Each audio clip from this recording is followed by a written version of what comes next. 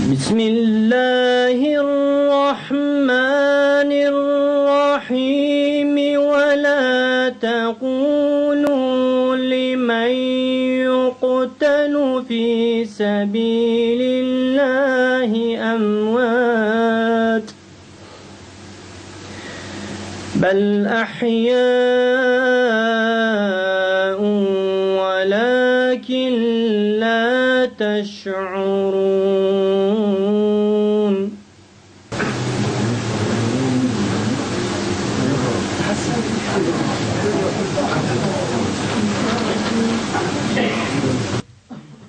Şehitleri anlatmak elbette ki güzeldir. Onları hatırlamak güzeldir. Onlara vefa borcumuzu göstermek güzeldir. Bu bizim görevimiz, vazifemizdir ama birinci derecede sorumlu olduğumuz husus şehitleri anlamadır değerli kardeşlerim. Şehitleri anlama da şehitlerin canını verdiği davayı anlamadır. İslam'ı anlamadır.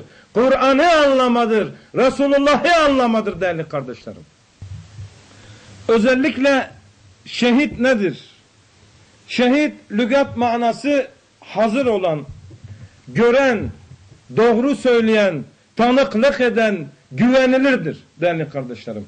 Fakat Kur'an'ı açıdan baktığımız zaman, İslam'ı açıdan baktığımız zaman şehit nedir? Şehit iman ettiği, kabul ettiği, teslim olduğu alemlerin Rabbi olan Allah'ın ismi en yüce olsun diye canını verendir. Bakınız iki kelimeyle ne güzel Allah'ın Resulü şehidi tarif etmiştir. Allah'ın ismi en yüce olsun diye. Allahu Ekber olsun diye. Allah'tan başka daha büyük yok diye haykırmaktır değerli kardeşlerim. O uğurda canını vermektir. O uğurda malını vermektir.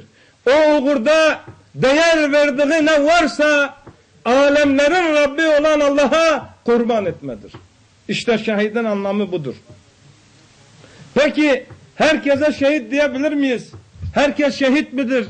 Elbette ki bu kavramlar, bu isimler günümüzde de envai çeşit ideolojiler tarafından, fikirler tarafından kullanılmaktadır değerli kardeşlerim. Yani kısaca özetlemek istersek bugün sosyalisti de, komünisti de, kapitalisti de, demokrasi de kim nerede ölüyorsa kendi davası için adam şehit diyor. Elbette ki bunun sebebi var. Bunun sebebini biz birazdan arz edeceğim sizlere. Bunun sebebi şehidin gizeminden, onun azametinden, onun haşmetinden, onun büyüklüğünden yatar.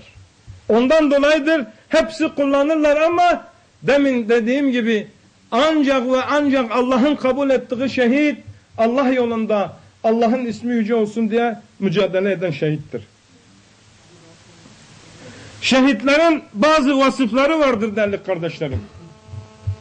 Bakınız bu vasıfları ben sizlere böyle teker teker arz ederken bunlara birer örnek de vereceğim ki konu daha iyi anlaşılsın. Birincisi şehidin kutsallığı vardır. Neden şehidin kutsallığı vardır?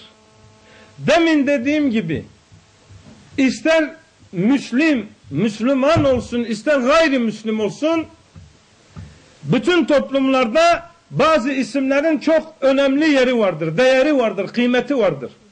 İşte bunlar toplumlarda alim, filozof, mucid, doktor, mühendis gibi isimlerdir. Bunlar dolayısıyla toplum içerisinde bir değer arz ederler. Toplum da onlara o isimlerinden dolayı bir saygı gösterir. Ama şehidin bunlar saydıklarımızdan tümünden daha büyük, daha yüce bir değeri vardır, bir konumu vardır.